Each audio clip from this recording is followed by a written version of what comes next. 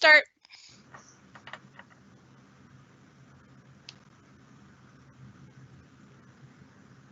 Alrighty, and we're live. Hello everyone, and welcome to the 2020 Colorado Speech and Hearing Association Panel, or CSHA for short. My name is Katie Hunter, and I'm the president of MSU Denver's chapter of the National Student Speech, Language, and Hearing Association, or NSSLHA for short. Although we're apart in distance, we are brought together through our passion, or profession, in speech, language, and hearing sciences. It's an honor to host an event that unifies such brilliant minds, students and professionals alike. Joining me today is Shannon Harrell, who will be moderating the questions that you submit live to our panelists, as well as Samantha Moore, NSSLHA's Vice President, who will be introducing our panelists in just a moment. Thank you, everyone, for joining me in the first entirely virtual 2020 CSHA panel. And now to Samantha, who will introduce our panelists. Samantha?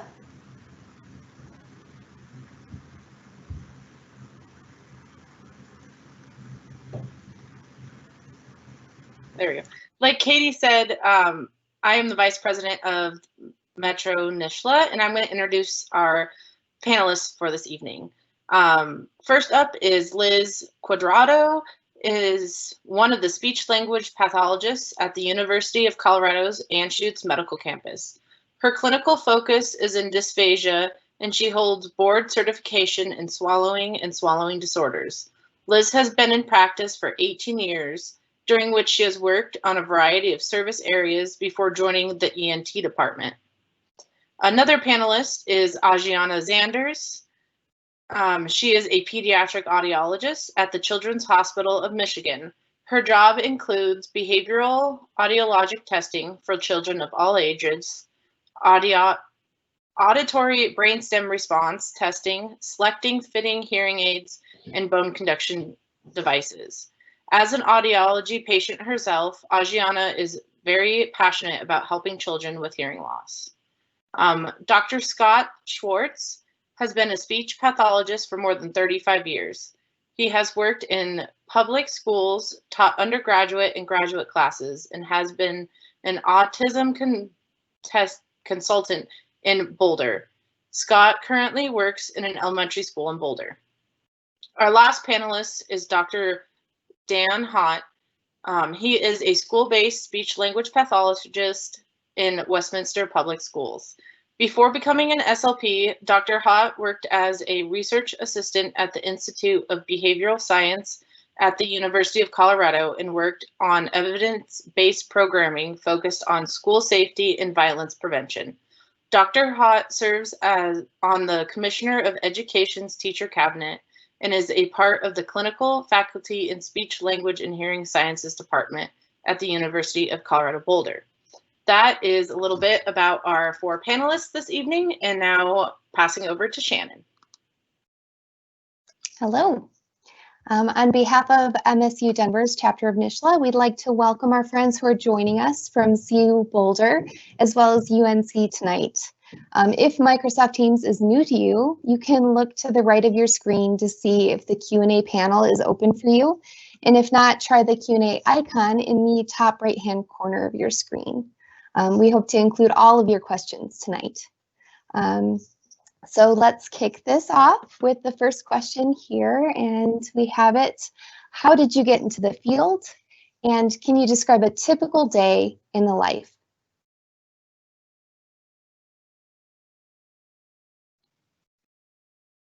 Okay. Hi, everyone. Like Shannon or Samantha, I'm sorry, introduced me. My name is Ajianna. I am an audiologist at the Children's Hospital of Michigan, but I am a CU alumni, so I went there for undergrad and for grad school. I got into the field of audiology pretty early because I'm an audiology patient myself, so I had exposure to ENT and audiology at a young age. Cannot say that I loved it when I was younger, but as a teenager, I got really great exposure. I got the opportunity to follow and shadow my personal ENT and audiologist. So that's kind of how I got into it and fell in love with it and just jumped right in and knew exactly what I wanted to do when I was like 14. So what's your typical day look like? Oh, yes. Great question. So I don't really have a typical day. It kind of changes from day to day. We do a variety of things. I guess typically I do testing every day. I do work like 8-ish hours a day, give or take. But we do a variety of different testing.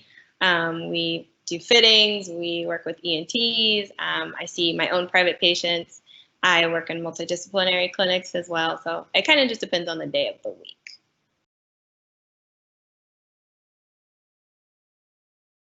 Scott, you're up. Thank you.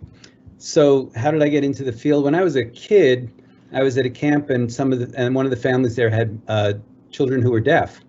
And so as a kid, 8, 9, 10, 11 years old, I learned sign language and was able to communicate with them, and it was very cool. And that's pretty much where my interest started. But when I started undergrad, I started in different fields and eventually ended up in the field of speech and language. And then, of course, went off to do my master's program.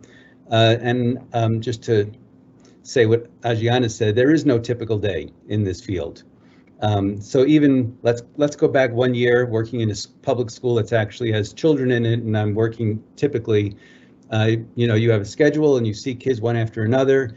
The children could be anything from just a little bit of a lisp type of thing to a child who is significantly disabled and intellectually disabled. So it's all of those things.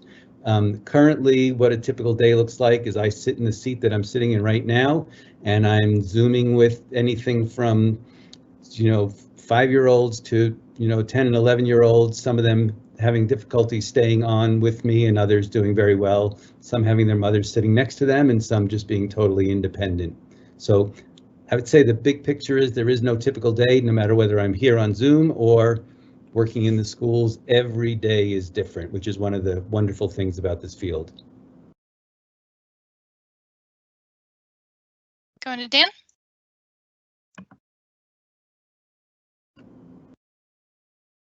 Mute.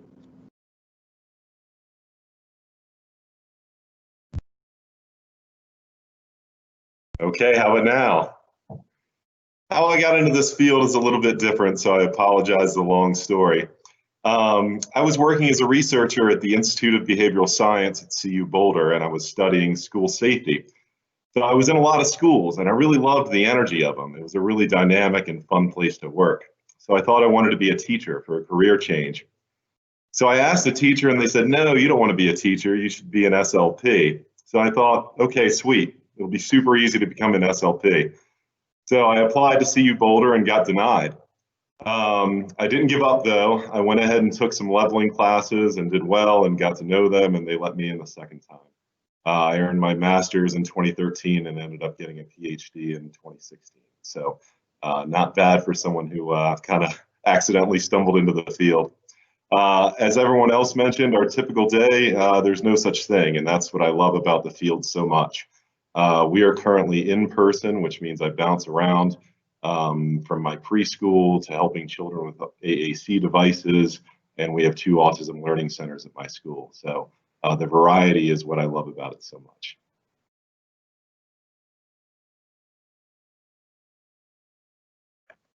And Liz.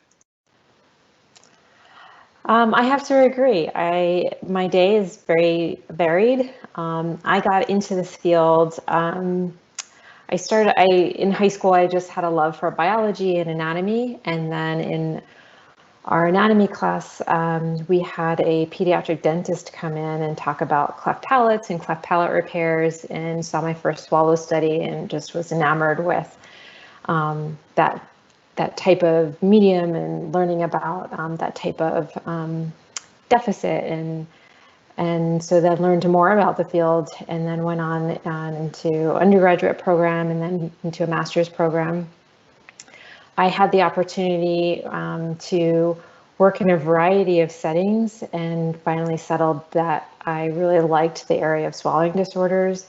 It was just kind of drawn to me. And like the others, there's no typical day. These days, I usually start being in the ENT department. I'll start with an early text message from somebody on the team with a request for seeing a patient or a concern that they have. Meetings throughout the day, multidisciplinary meetings, talking about patients, being in clinic, getting to work alongside a lot of different providers so we can give a more holistic approach to patient care, running back and forth from clinic to seeing inpatients in the hospital. I tend to get my steps in, like the others will can attest to, and then getting to just do a lot of problem solving, which I just absolutely love. All right, Shannon. We have a live question. What has been your favorite setting or age group in the field?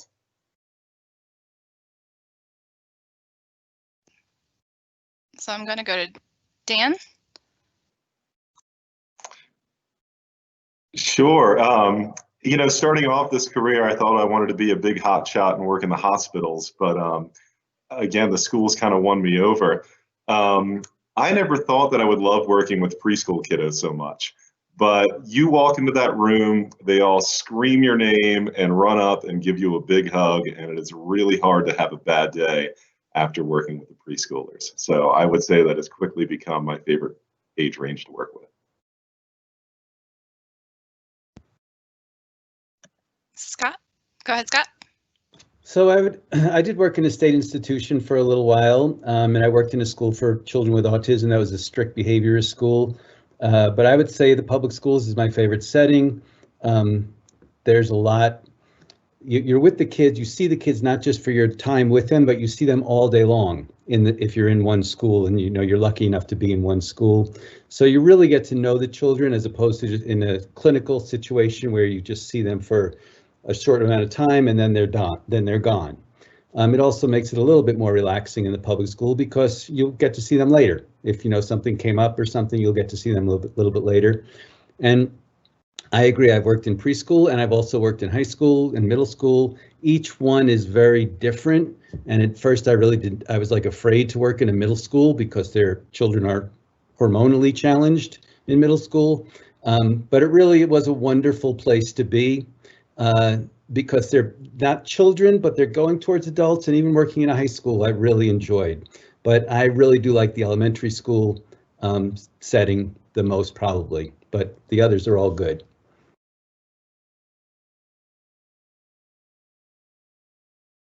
Was there Ajianna? Okay, Ajianna.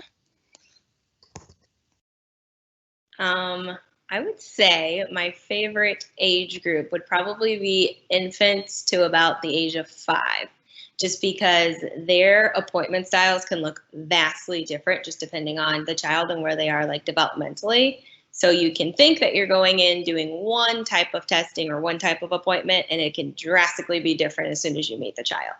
And their personalities are so much fun, and they just definitely can brighten up your day. And I feel like they're the most challenging sometimes for me. So I would definitely pick that age group. As far as my favorite setting, well, I've only professionally worked in the hospital setting, and I love the hospital setting, but I've had like student rotations like in the schools and everything, and those were also great too. And Liz, do you have a comment?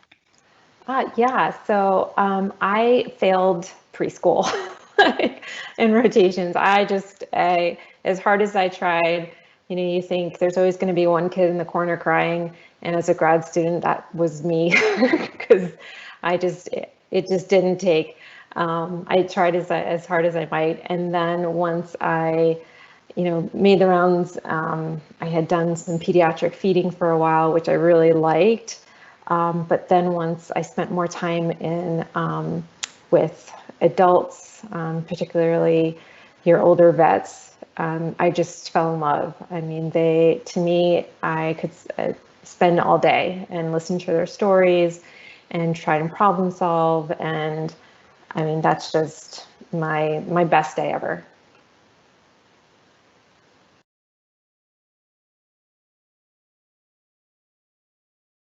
All right, Shannon, you're up with the next question. Okay. Thank you for those answers. Next question. Do you have any advice for a student trying to decide between audiology and speech language pathology?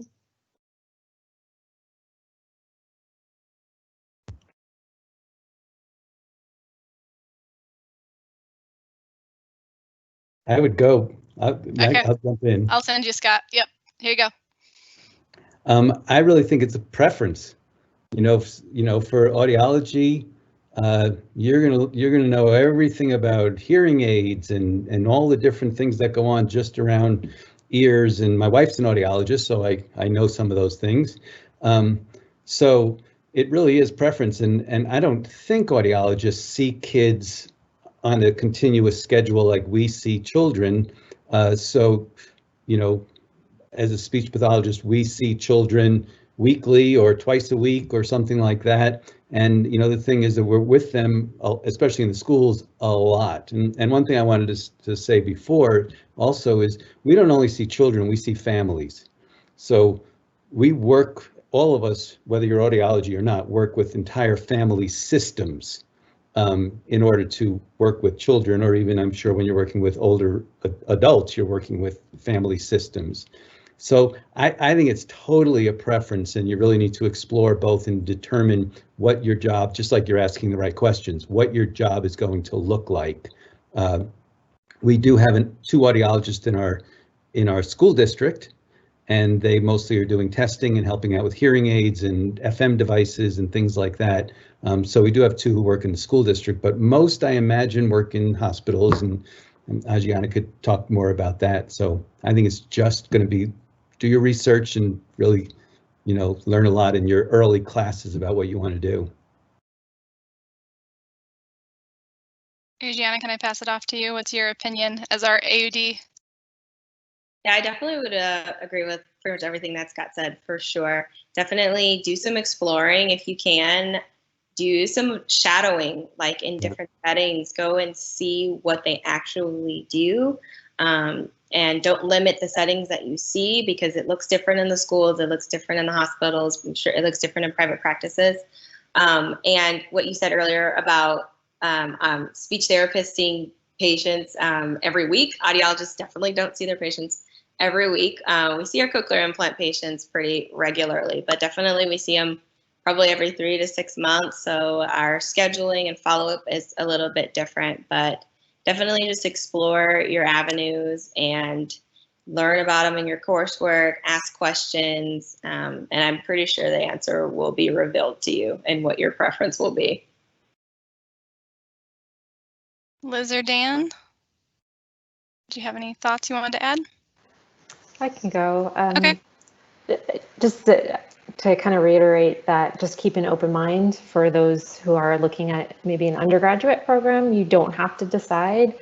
Just have fun and play, and take every opportunity that you have to explore both sides. And then as you get closer to the end of your program, you should probably have an idea. And even then, if you don't, it's okay. I've known many people who have changed within their graduate program and beyond. A friend of mine, I think she's going to be a professional student. She started out in speech pathology undergrad, then decided to go into audiology and completed her degree, then started hanging out in the OR and was taken under the wing by one of the surgeons there, and then decided to go to med school after that. So just always, you know, keep your options open and just be open to learning. Dan, did you have anything you wanted to add? No? All right, Shannon, what's our next question? Okay. For those of you who chose speech language pathology, did you always know you would pursue a medical or school-based employment? And how possible do you feel it is to make a career change later on?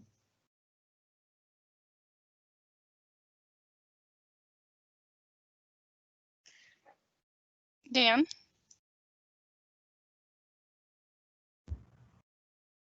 There you go. Dan, you're on.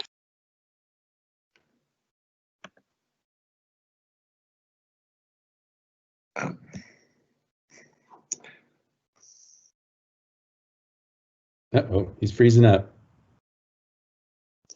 Your microphone's being glitchy again. It was there for a second.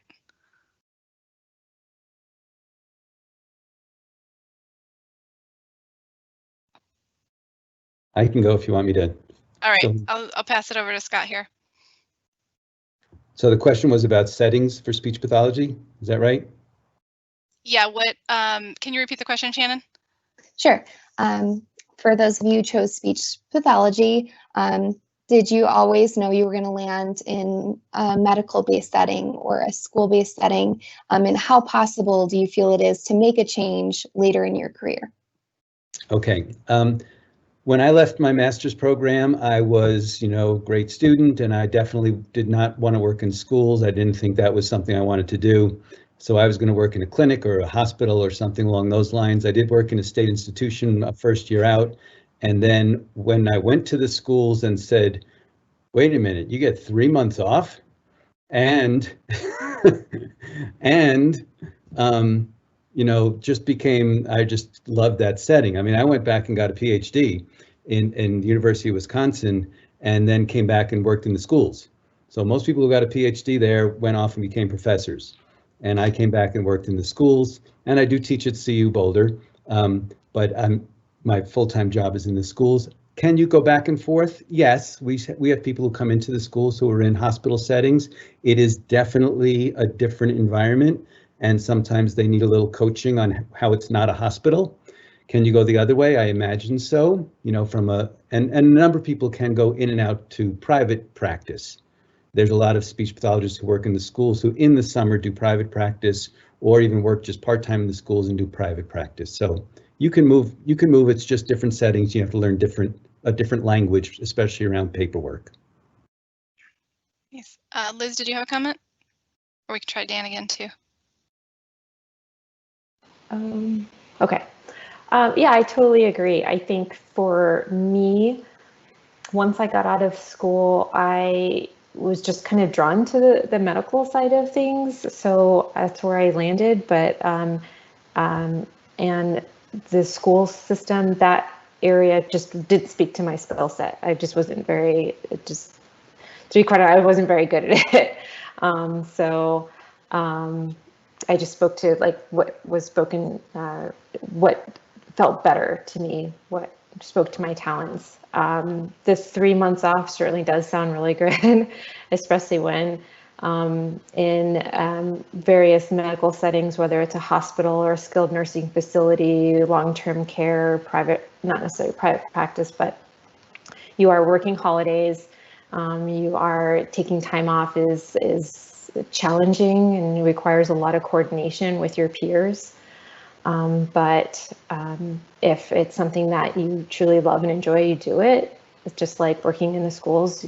We all have good days and bad days, but if it's something you love, you do it. As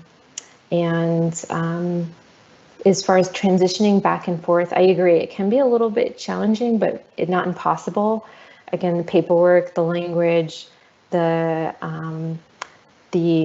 it's just different work. So you just have to be really, really flexible.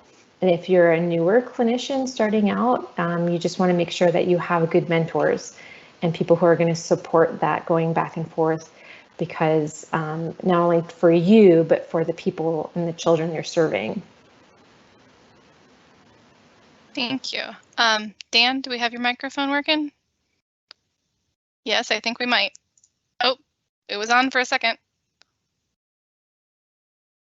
Maybe there, it's on. Okay. I remember agonizing over this decision right before we went on internships. And even after, which setting should I choose? It's so difficult.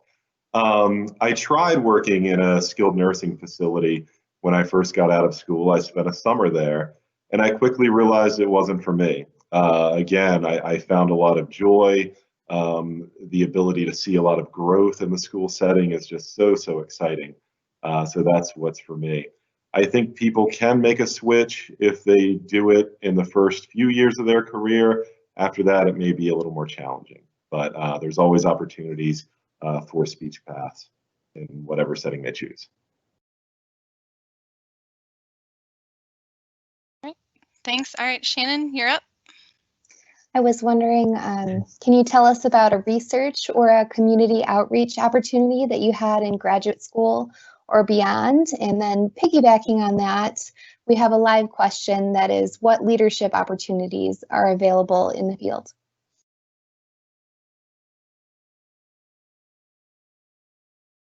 Who'd like to start?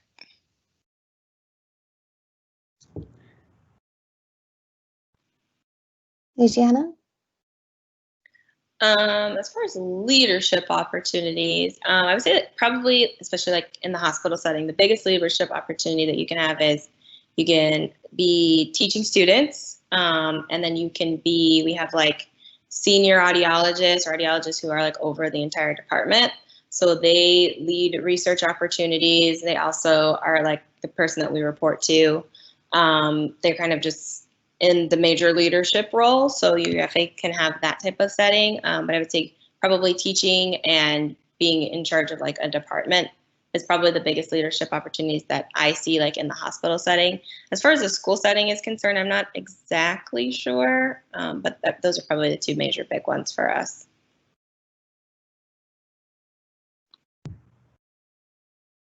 Scott, you're up. So just to start, like for research things, when I was doing my PhD, I did 4 years researching Down syndrome and the language of children with Down syndrome.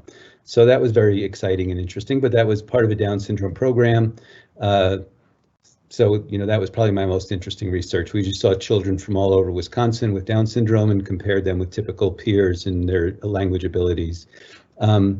By way of leadership, when you're a speech pathologist in a school district, you are on a teacher contract. So you are equal to teachers, at least every place I've ever worked. I don't know, Dan, if it's any different where you are.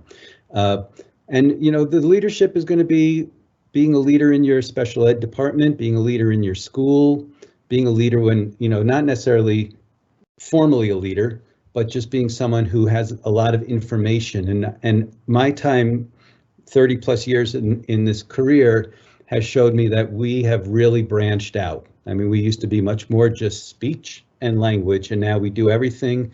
And speech pathologists, I work with about, you know, there's about 50 of them in my district, and they're all wonderful, smart people who are willing to help each other through situations that we don't, you know, someone might know stuttering better than I do. I'll reach out.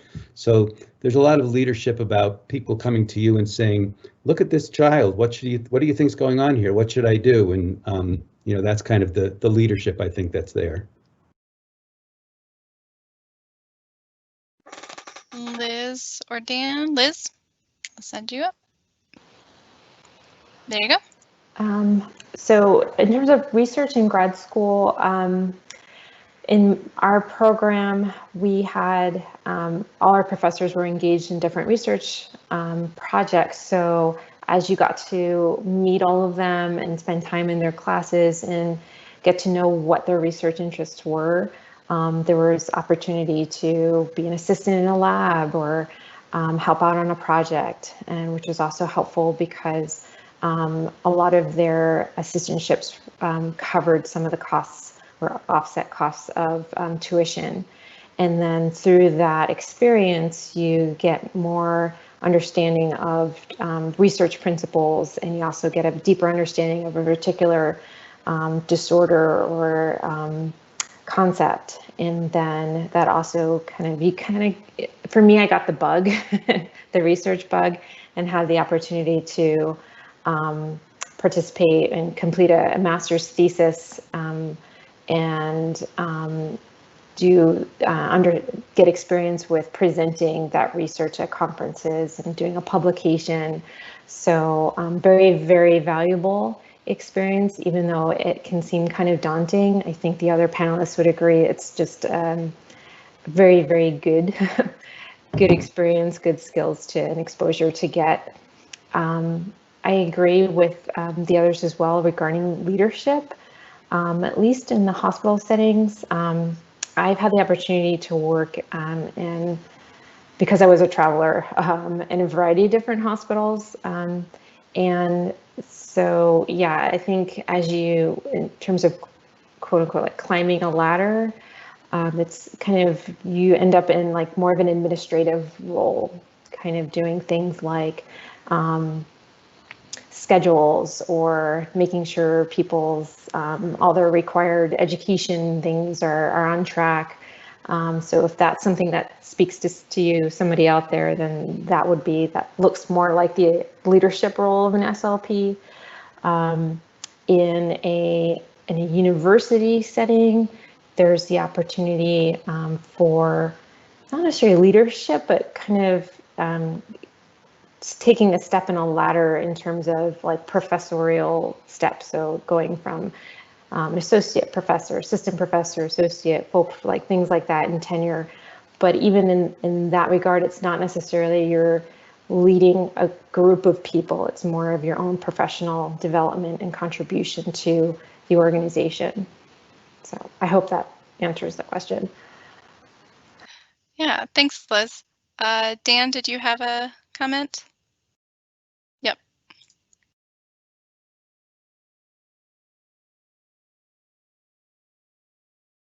Go for it. All right.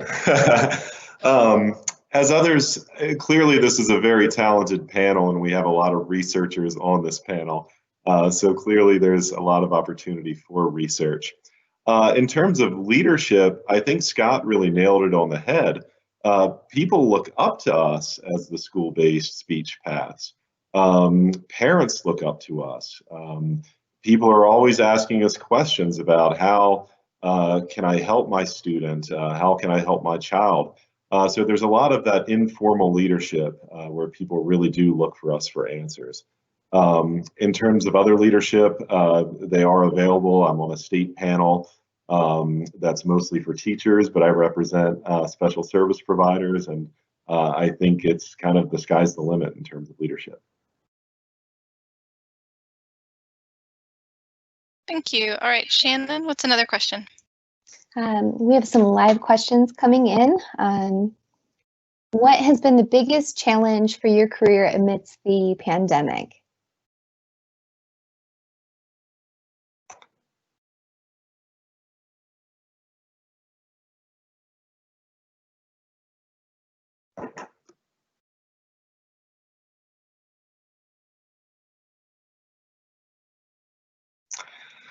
You know, the Zoom therapy has taken everyone by surprise, and we all had to adapt very quickly. I think instead of thinking about all the downfalls, I tried to look at all the positives.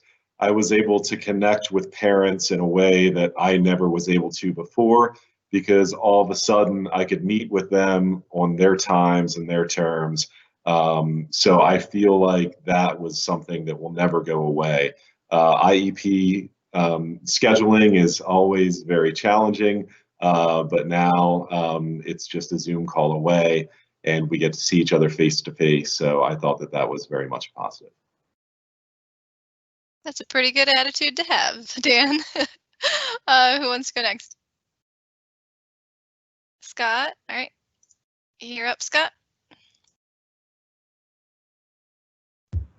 So I would agree that one of the positives is that the mom or dad is sitting right next to the child when I'm working with them. So that when I send stuff home for them to do during typical times, they were like, oh, now they're like, oh, now I see why you're doing it that way. Okay, oh, I see what you're doing. Now I could work on it that way. And there, we used to use Seesaw in different ways to give videos to parents about different things, but this is so much more right there. The challenges were definitely, it happened around spring break. Over spring break, I took Zoom Ninja classes to be able to, really learn how to use Zoom and how to do therapy on Zoom and boom cards and all the different things that we use now. So that it is a challenge. And when you have a 7-year-old sitting in front of you upside down in a chair and you're trying to work with them, it's a challenge. And especially some of my children with intellectual disabilities, it's a significant challenge. You're almost working with the parents in order to work with the child. You talk about augmentative and alternative communication boards and systems. It's a challenge. So live, I think, is always better, but we definitely have learned a lot and have made more connections with families this way. Nice. Ajianna and Liz, you have kind of a different perspective being in a hospital. Which one do you want to go first? Ajianna? All right, you're up. Definitely. It's been an interesting situation. So especially for audiology, we cannot do our job through the computer. We have to see the patient and that person has to be with you. There's only so much that I can do over the phone. So the pandemic, especially out in Michigan, it got really bad out here. So literally the entire state of Michigan was pretty much shut down for a little bit of time. So we were really only seeing emergency patients. We were trying to make sure that we got newborn hearing screenings done before babies were too old to get it done in natural sleep. And we were doing like emergency kids. So kids who were like diagnosed with meningitis or oncology patients. So pretty much the important, very, very need to be seen immediately kids were seen, and a lot of other families were sadly kind of placed on hold. Our clinic was slowed down significantly while they were trying to get things under control, which was pretty tough. A lot of the families just had to really work through things. A lot of the families kind of had to learn how to troubleshoot their own equipment, how to troubleshoot their own hearing aids, how to really work with their child, which I do think was a good learning experience for our families, a really great learning experience for us to have to explain things over the phone to families. But now that things are getting much better, it's been like a rush through the clinic trying to get things caught up. But it was definitely an interesting situation there for a little bit of time. Liz, what about for you?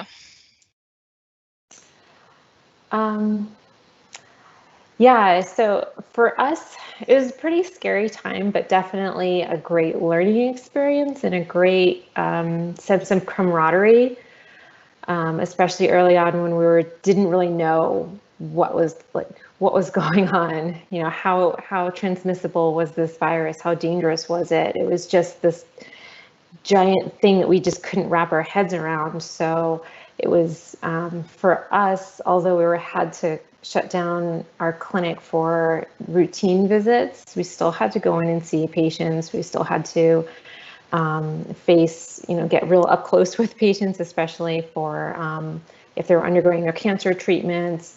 We're talking individuals with throat cancer, individuals with breathing tubes. So we're just in that zone of exposure. So it was a lot of a learning curve of what PPE we needed, what the process was for getting it on, what the process was for taking it off, and just are we going to be okay kind of situation? Can we go home, to our families?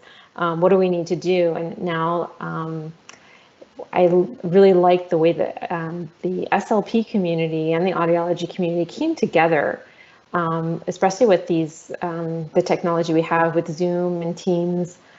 So every week we had this forum of clinicians from across the country, and it was just talking about hey, how did you handle this? What did you do here? What is your clinic doing?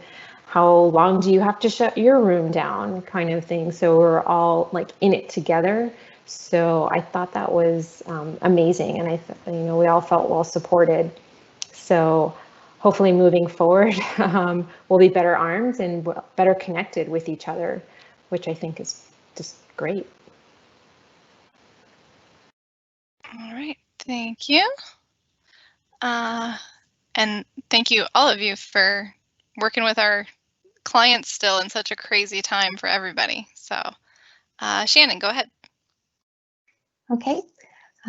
What helped you? I'm sorry. I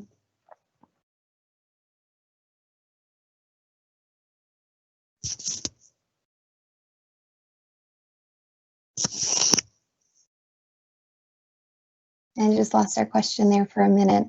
I was wondering, you talked about collaborating, Liz, with others in the field. So a good question, I think, would be, can you talk about experiences collaborating with caregivers and/or teachers to address patient or students' goals? And what challenges have you had, and how have you been able to break through?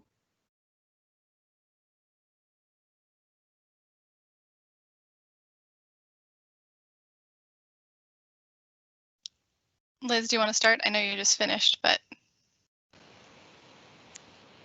Okay. Yes. So when it comes to caregivers, like I think everybody, no matter what your setting is, it's important that we talk to them about what their concerns are, what their challenges, what their stresses are from their perspective. So whether I can't really speak to children, but I imagine parents, and I think the other panelists will talk about this in more detail. For me, it's who's involved with this person's life, especially when it comes to something like head and neck cancer. One of the biggest factors involved in recovery and getting good quality of life and functional outcomes afterwards is how well they're supported. So we do take into account the family support. Is there a good significant other, children, friend, others involved? And in terms of multidisciplinary care, other people on the team aside from the patient and family members is, I can't say enough about everybody else because we all come together. It's not just a one person show. So you're most effective when you work as a team. And I love that about our field, that we fit so nicely in with other areas. So in my day, I'm talking with dietitians, I'm talking with physicians, I'm talking with social workers, with nurses, with physician's assistants, with advanced nurse practitioners, and we're all coming together trying to best support the people that we work with and each other. Thank you. Any other collaborations you guys want to talk about? Anyone else? Scott, go for it. I'm not sure if this is exactly what the question was, but to piggyback on what Elizabeth said, one of the most important things I think that we do is to listen. So we're all very, very, we all have a lot of information, especially when you're just coming out of grad school. You have a lot of information, and sometimes what you want to do is you want to say what you know. And I think it's so much more important to listen to what the family is asking. Listen to what the teachers are asking. Listen to what, if you're in a hospital, what's going on, because if you address that, then they will listen to you. But if you don't address that, they're still, parents and teachers and everybody are still thinking about the things that you have no idea were ever even there.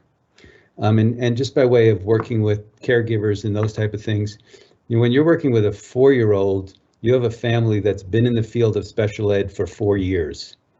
It's still not what they planned on being. Nobody decides that to have a child to be in special ed, right? They end up with us, and they're there and they appreciate us.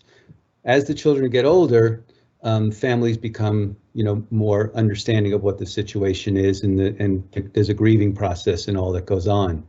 So it's different at different ages as to when you're dealing with families, but I think the most important thing is to listen. Even the teachers will come to you, and if you just tell them a lot of things, they're not listening.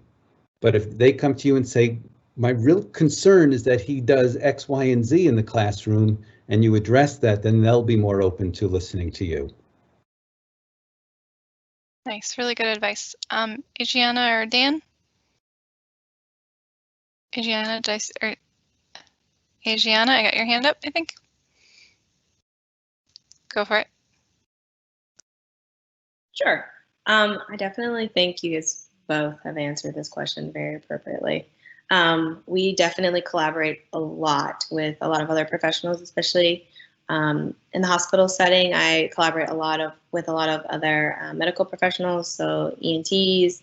We work a lot with the speech therapists as well, primary care doctors, just like whole teams, depending on what the family has going on, especially with kids that have multiple needs.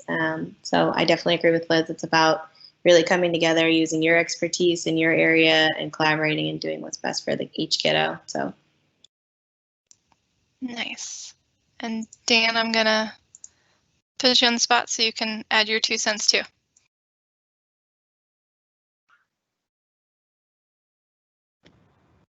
Sure. Yeah, you better be nice if you want to be in this field, because you're going to have to deal with a lot of people. So if you're the type of person who burns a lot of bridges, this isn't for you. On any given day, I'm collaborating with my school psychologist, the front office secretary, the principal, the teachers. I may get a call from social services. I may get a call from mom. I may get a call from grandma. I may get a call from cousin Billy. We're not supposed to talk to cousin Billy, but he may call us anyway. But the point being is that it is a rich collaborative world. As Scott said, it's so important to listen.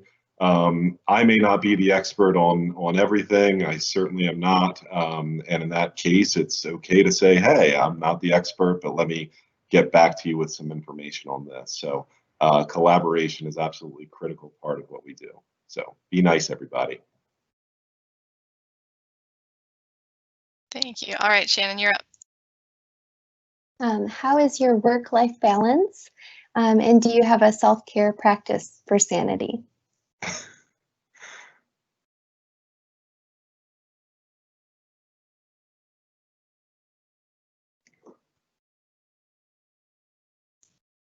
Go ahead, Scott.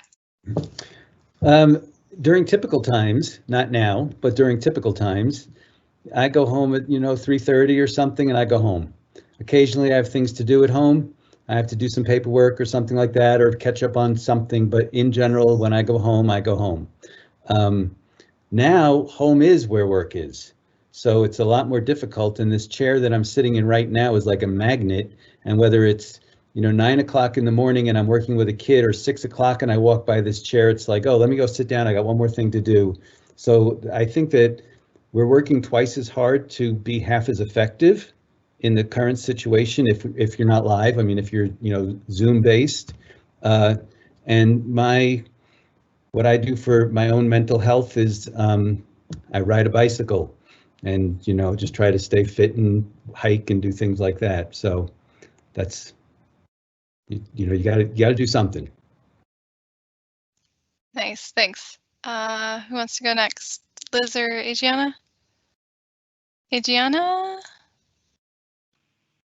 There you go. I'd say I have a pretty great work-life balance. One thing that's great about the hospitals is you can't really take your medical record system home. So I leave my job at my job. But that said, I do think a lot about what I have to do the next day when I come home. I try not to. I think a lot about patients, and I have ideas come to me in the middle of the night about something that I can try with someone. As far as like getting better testing next time. I have epiphanies sometimes, but I try to leave it at work and just try to like come home and do home things. So like play with my dog, walk, and eat regularly. I will say, as probably the youngest graduate of the panelists, I didn't have a good work-life balance in graduate school, just because it's a lot of schooling. You're doing a lot with clinicals and classwork. But once you like actually are in your field, I would say it balances out a little bit better. All right, thanks. Liz or Dan? Who wants to go next? Dan, I got you up here. Go ahead, Dan.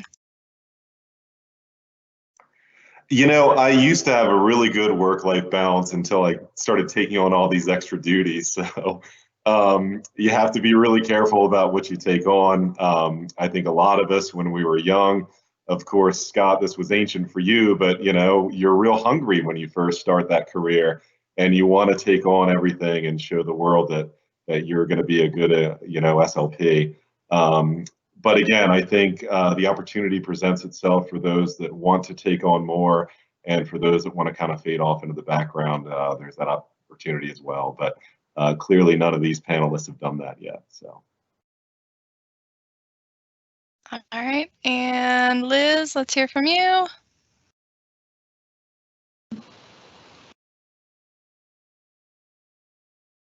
Oh, you muted yourself back again, Liz. Try again. Sorry. I agree. I think this whole pandemic has just kind of thrown us all kind of for a major loop.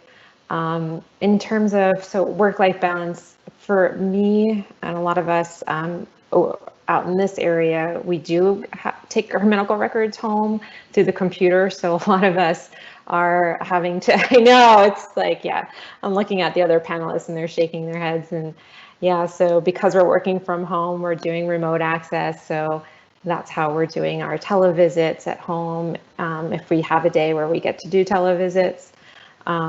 So I think for somebody like me who, I think it's important to know yourself, to know your patterns, to know that you're the type of person you are. Do you kind of get lost in tasks and have to, is it easy for you to slip into something where you're just going and more at risk for burnout?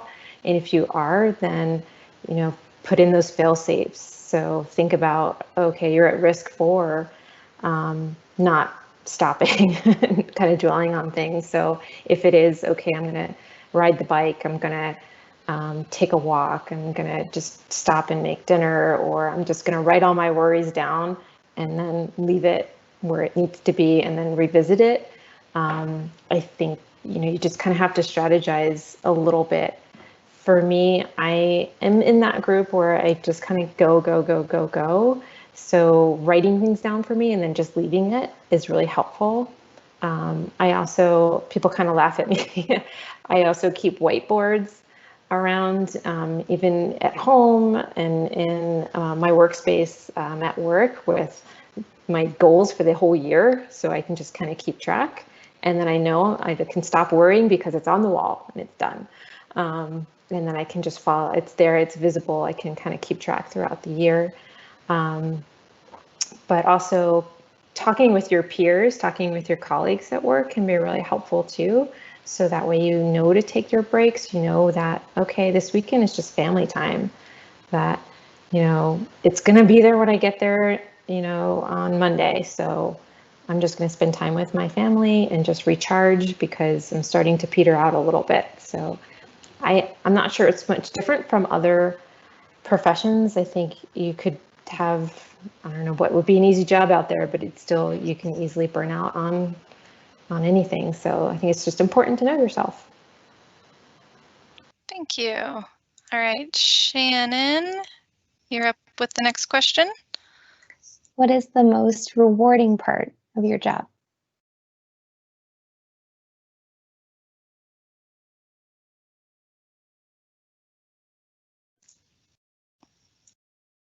All right, Scott, you're up. Seeing progress. So for, depending on the children we work with, sometimes we see enough progress that we don't work with them anymore. And that's just a wonderful thing when you're able to say, you're done, you did it, you met your goal, your speech is good. But for children who are much more significant disabilities, just seeing progress. And I've been doing it long enough where I've seen these children who in elementary school look like a real mess. I mean, socially, academically, cognitively, all these different ways. And you see them graduate high school and go and get a job. Thing that neurology just kind of comes together. And not saying that they don't have disabilities, but they're able to pull it together and with all the people who are helping them all along the way. I think that's, the most wonderful part of the job is that we're all out there helping, and we work with people who help people.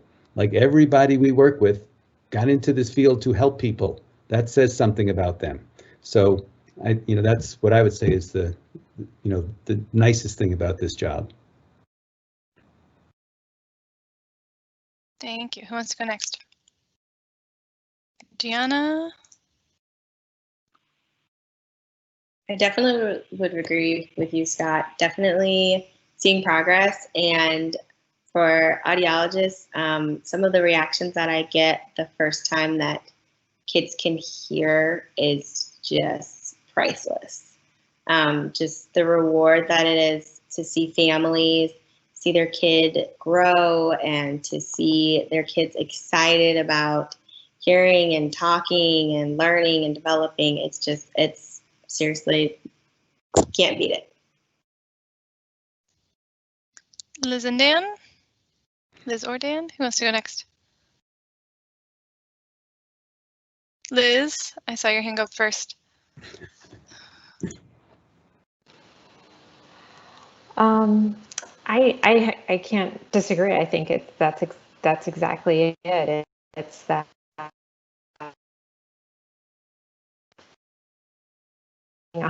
And it's for me, I always tell our residents my favorite day is when the feeding tube comes out, or when you have somebody who has had their voice box removed and you hear the first "I love you" to their significant other. It's just like, I love my job. All right, and Dan, what are your thoughts?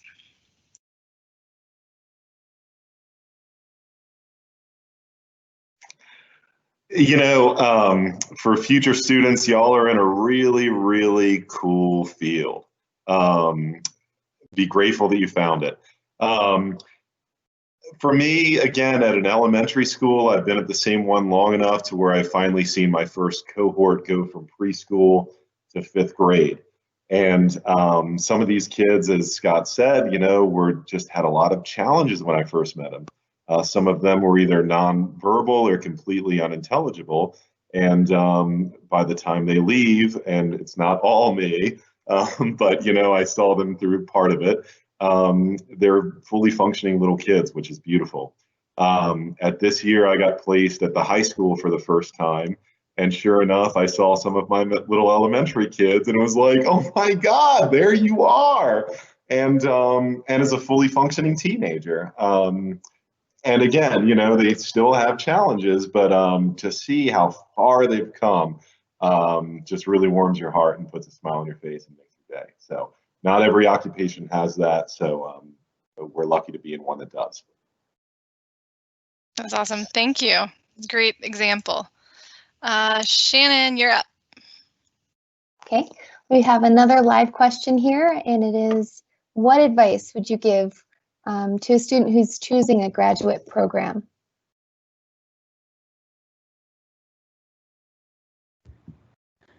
All right, Scott, you're up. Get in. Get into a graduate program. That would be my advice. There are definitely, programs that are better than others by way of certain things, but especially at a master's level, if it's an accredited program, I would say that's the biggest piece. Make sure it's an accredited program, and do your homework if there's some professors there who you're interested in their work, or so every school leans a different way depending on who their staff is. So some are more into audiology, cochlear implant kind of thing. Some are more into intellectual disability. Some are more into autism. Kind of learn about the professors who are there, and do really well in your undergrad program, and get into a graduate program. That is so true. Ajianna or Liz or Dan, anything to add? No? Dan has something? All right, here, Dan.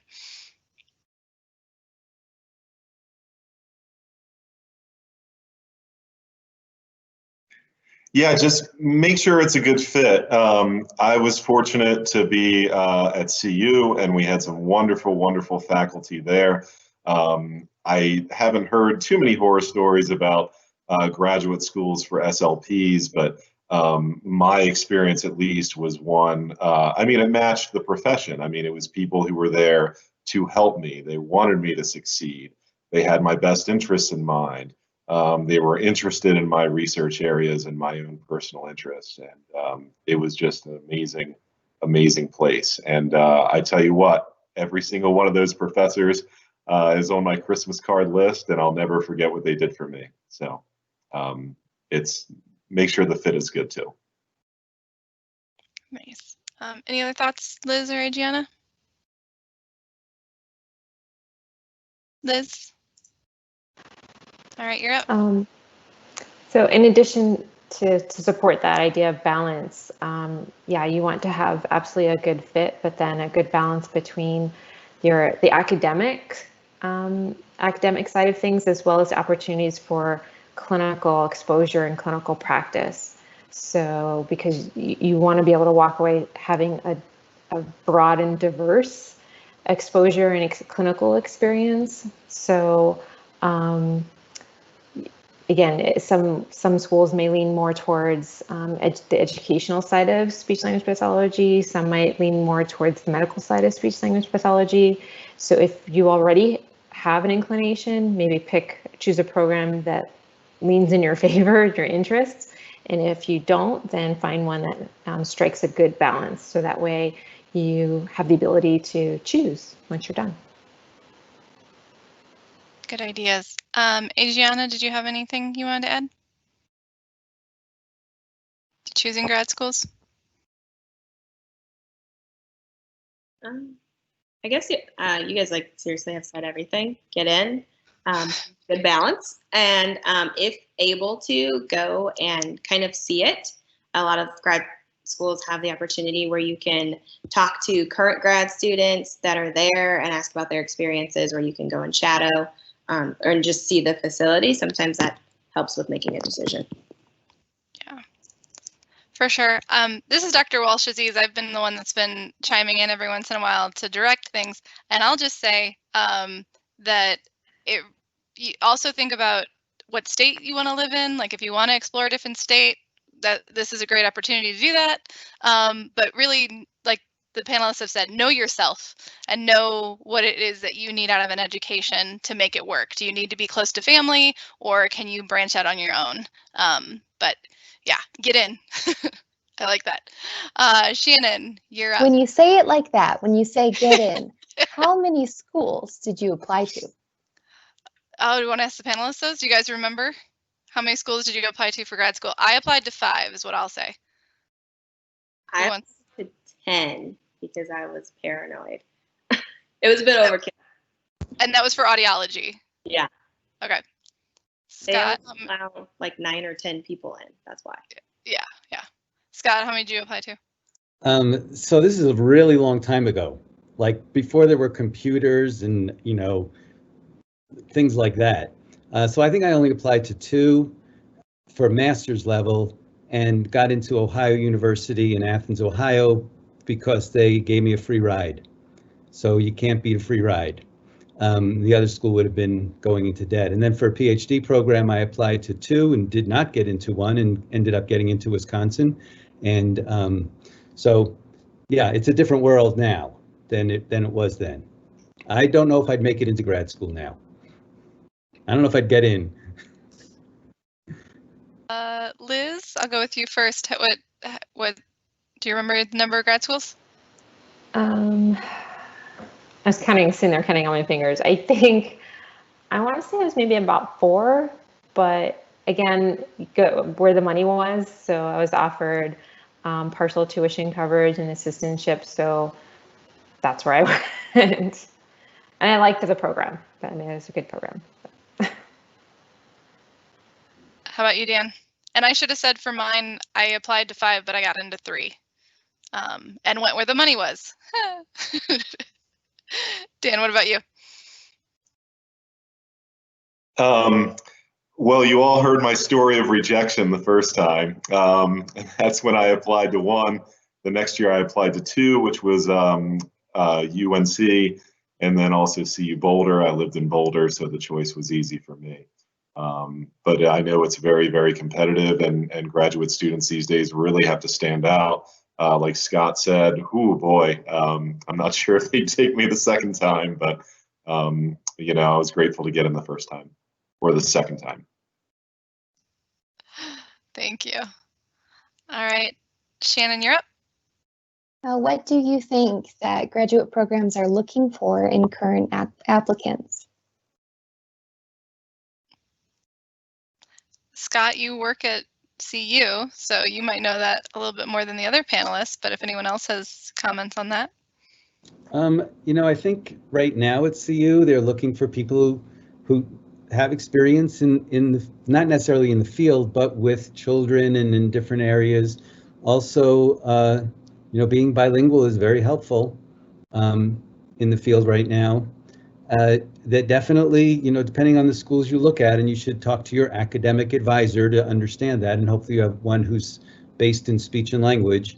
Different schools will allow, you have a certain CUME or a certain GRE score that's going to put you in one pile or the other. And anything else you have to put in there. So we have a number of them who've been SLPAs. We have some who've worked with kids who've done a variety of things. So it's, there's a lot of, it's very competitive, but I think, you just do well in your classes, do well in as well as you can on your GREs. Is that what they're called? GREs? And, present as much as you can. But definitely know that some schools are much harder to get into than other schools.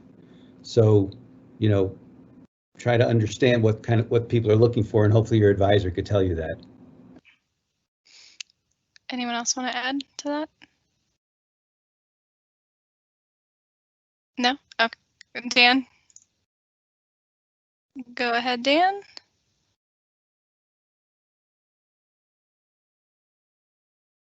Oh, he froze. Yeah, I think it's important to kind of stand out a little bit as best you can. Again, I joke about my experience, but I had worked as a researcher in school safety and violence prevention. I was a recovering sociologist before that. I had taught at a prison. So, again, I had a different set of eyes than I think your typical candidate. So if you can draw on any part of your diversity or previous experience, I think that may be helpful moving forward. So be creative. All right, thanks. Liz or Ajianna, anything there? No? No? All right. Shannon, what's another question? I would say we could probably do, we've got about 20 minutes left, so I'd say maybe 2 to 3 more questions, I would say. We'll see where we are after 2 or 3.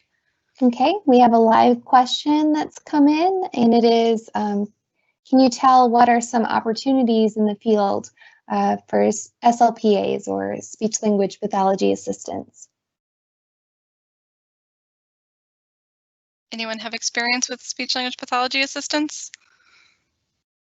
No, shaking head, no, no. I can answer that as the speech-language pathology assistant professor for MSU Denver. In Colorado, they do work in school districts. I guess maybe Scott or Dan in your school district, do you know of any SLPAs? No? Not every school district uses them, but in Colorado, they're used in school districts. In different states, they're used in clinics or hospitals. And ASHA is just starting some, what's it called? Their own national certification standards for assistants literally this year. So they're in the works, and I can be reached. I'll put my email in the Q&A if you want to talk to me about SLPA. What's another one, Shannon? Okay, another live question is, would you say learning ASL is a priority before entering the field? And what are the best ways to learn? Scott, I see you got your hand up. Go for it. I would say if that's the population you want to work with. So there's not, if you want to work with children who are hearing impaired kind of specifically, then sure. But I did take ASL classes, and I can get around the block in preschool sign language. But I wouldn't say it's necessary. I mean, it's always helpful, but I wouldn't say it's always necessary to do that. Yep. Any other comments or experiences from the panelists on ASL? Ajianna? I did for audiology. It's definitely not an absolute necessary thing. I did take ASL in undergrad, which was nice just to have the basics and the knowledge and the background and understanding of the language. And it's really great for kids with cochlear implants. Some of our kids who are true deaf community, big D deaf community. But I still use an interpreter because I'm focused on the audiology portion of my job. So I'm not necessarily being an interpreter and doing those things at the same time. But it is nice just to have those signs and to be able to communicate and have a basic with kids, but you definitely don't have to. Most audiologists that I know only know basics like no, sit, stop, things like that. Any other, Liz or Dan? Nope. All right. Shannon, what's another question? Okay. How about this? What important new trend do you think students in the field should start learning about now? Or what other hot topics do you hope professionals will be talking about at the next SHA conference? Whenever that happens. When that happens. Yeah, November got canceled, so who wants to go? Dan, I see your hand up. Go for it. Sure. I think the English as a second language component is still very much a hot topic in our community. Kids come in from different countries, and they're often misdiagnosed as having a speech delay or disorder, and it is a problem, and it is a big, big problem. We have ESL teachers at our school who try to help guide us. But again, as Scott mentioned, being bilingual in the field is extremely helpful. But if you're not bilingual, at least be aware of a language difference versus a language delay, which is a very, very important distinction. That's a good point. Scott, go ahead. And I would say that something that's been hot in the field and continues to be hot in the field is the field of autism. So, I mean, way back when in the 80s, I started in the world of autism, and where we had classic autism, and now there's a lot of things that you should really be aware of by way of the misdiagnosis of autism and the prevalence of autism and what is and isn't autism. Even in the last 5 years, there's been a new definition of autism with, different things. So, and there are some schools, like I was mentioning schools before, there are some schools who have more information about autism to give to you and more classes on autism than others do. So in that, and I totally agree with Dan, the second language piece and how it can or cannot interfere with, primary language to know if a child has a disability or not. So I would say that's two big areas there. Nice. Liz or Ajianna? Liz, go ahead. I think cultural diversity is very important, no matter what setting you're in. Like Scott had said earlier, listening is a major part of our jobs. And no matter what the context, there's a distortion on an old saying, it's listen, doctor, your patient is telling you the cure. So a lot of times you're going to approach people in a different way, or listen, you have to really be listening to them because they share a different perspective. So in the area of swallowing, I might approach somebody from Middle Eastern Asia in a different context or different way than somebody, let's say, from like Canada, and different customs and language use and family dynamics. It's all different, and that's also going to play a part in how well you're going to problem solve and how well that information is going to be received. So I think definitely cultural diversity, and I'll just add one little tidbit of genetics, especially in the medical field. A lot of information, we're learning so much about genetics and disease processes that it can be really helpful to understand even basic genetics in terms of testing. And if you're going to go into research, a lot of answers are lying in the genetic code. So diversity genetics. Ajianna? Definitely agree with the diversity topic. One thing that also for audiology I would like to see is more talks of FDA has made some changes to criteria for certain things, such as like cochlear implantation for infant babies changed from a year to now 10 months of age. And we actually did an implant on a child who was exactly 10 months of age and had a few complications. So I would like to see what some of the other places are running into. If they're successful, I would like to know just kind of like how it's going and what it's looking like so far and what other professionals' thoughts are. For sure. I don't know if any of my rehab Auds students are here. I told them to come, but yes, we talked about that this week, that those FDA things changed my rehab Aud class.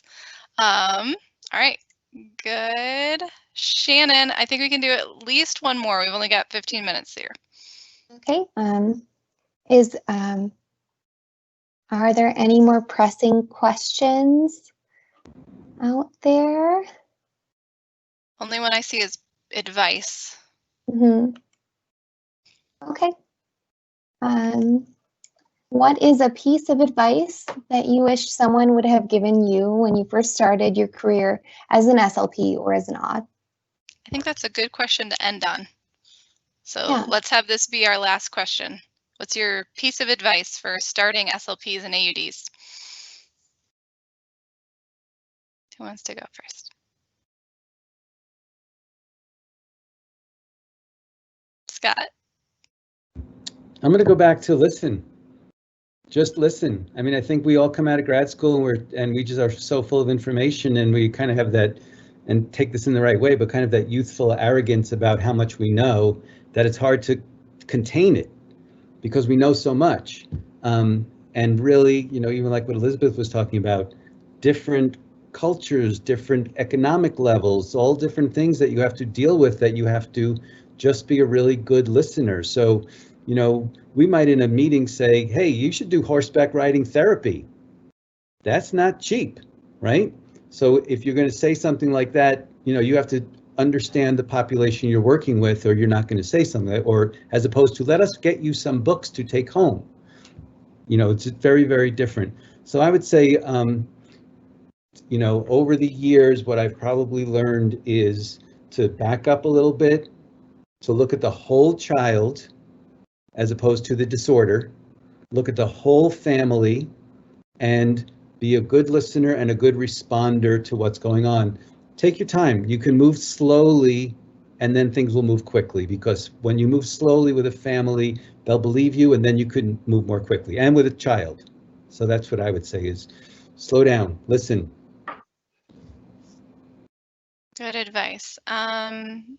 Who wants to go next?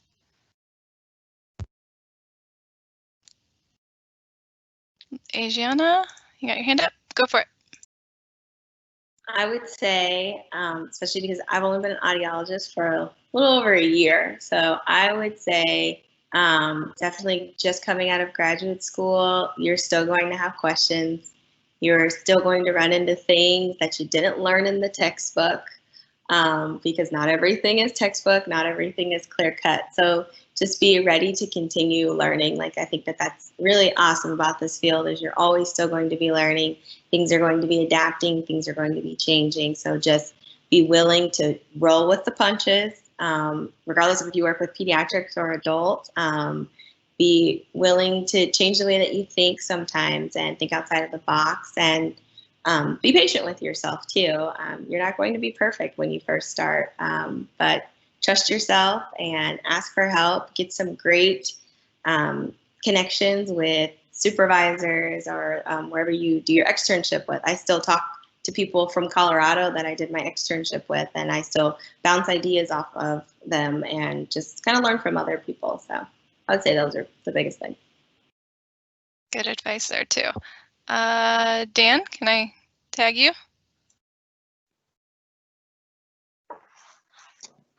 Go for it.